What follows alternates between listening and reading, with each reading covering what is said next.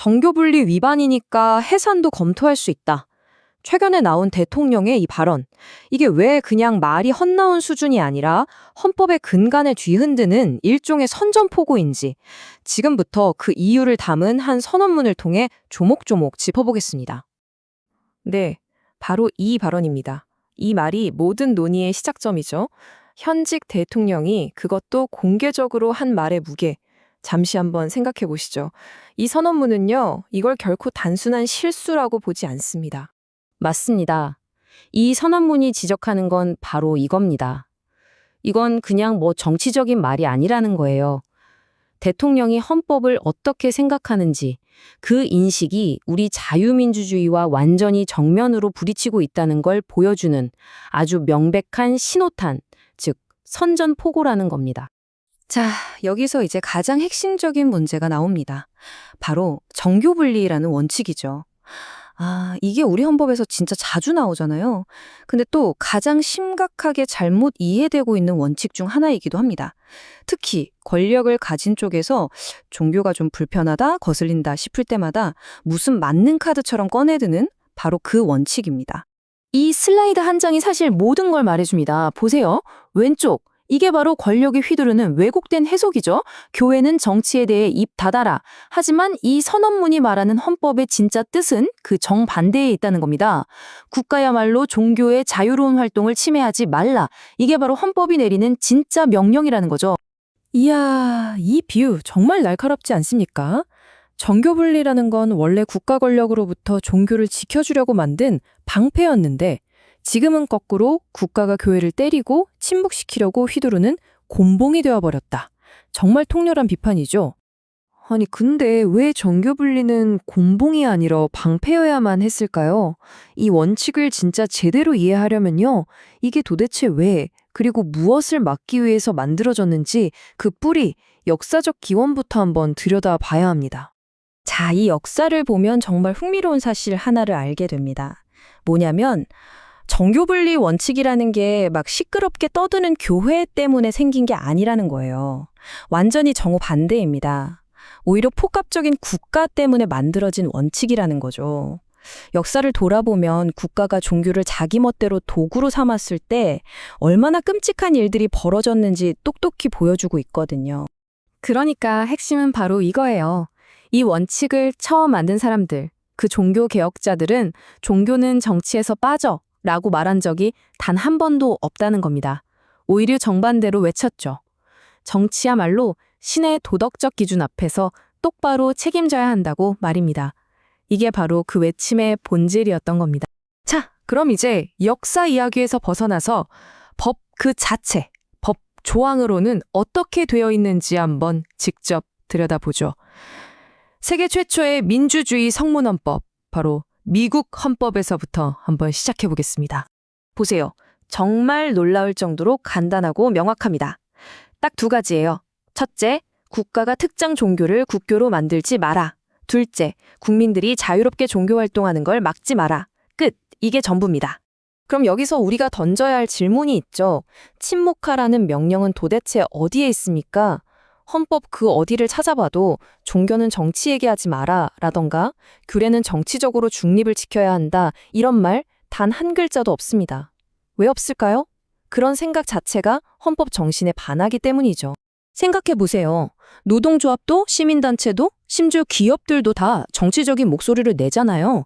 근데 유독 교회만, 종교단체만 입을 열면 갑자기 정교분리 위반이라는 딱지가 붙습니다.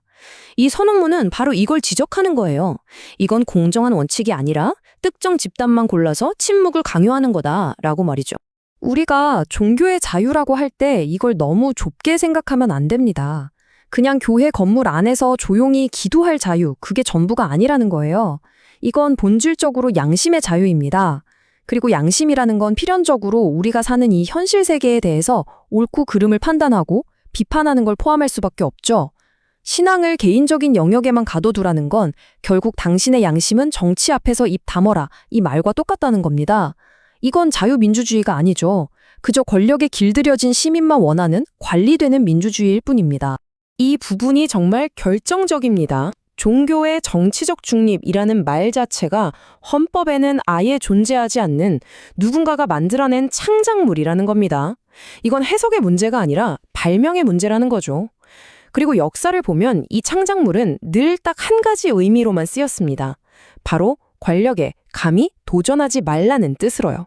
자, 그럼 이제부터는 대통령의 발언이 구체적으로 어떤 조항을 어떻게 위반하고 있는지 이 선언문이 제시하는 5가지 항목을 통해서 아주 조목조목 해부해 보겠습니다.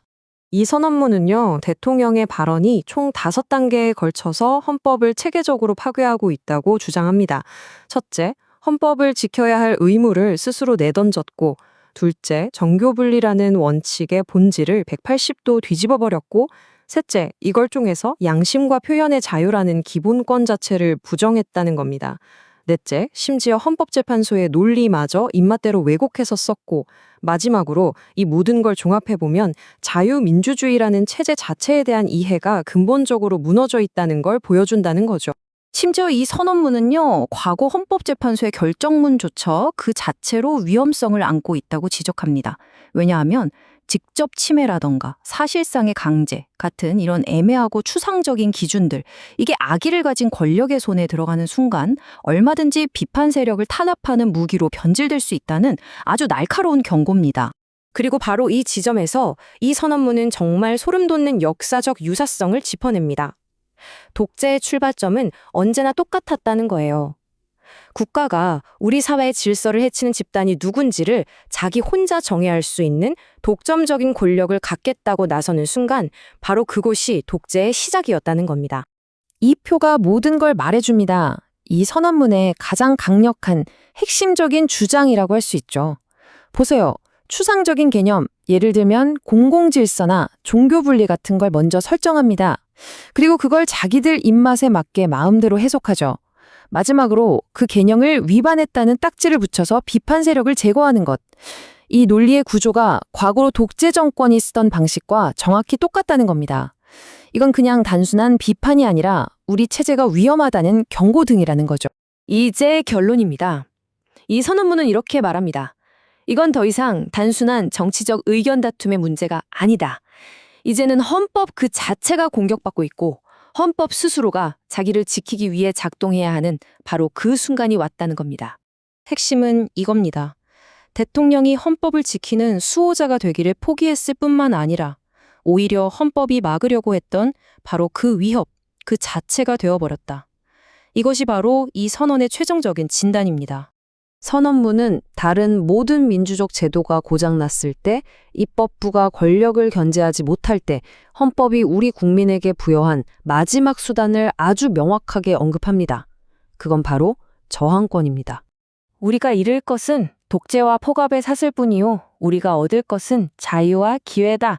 이 유명한 역사적 문구를 이렇게 바꾼 것만 봐도 지금 상황을 얼마나 절박하고 중대하게 보고 있는지 알 수 있죠? 우리가 무엇을 잃을 것이고 무엇을 얻을 것인지 분명히 하자는 외침입니다. 그리고 이 선언문은 바로 이 마지막 외침으로 끝을 맺습니다. 자유국민이여, 일어나라! 이건 그냥 단순한 문장이 아니죠.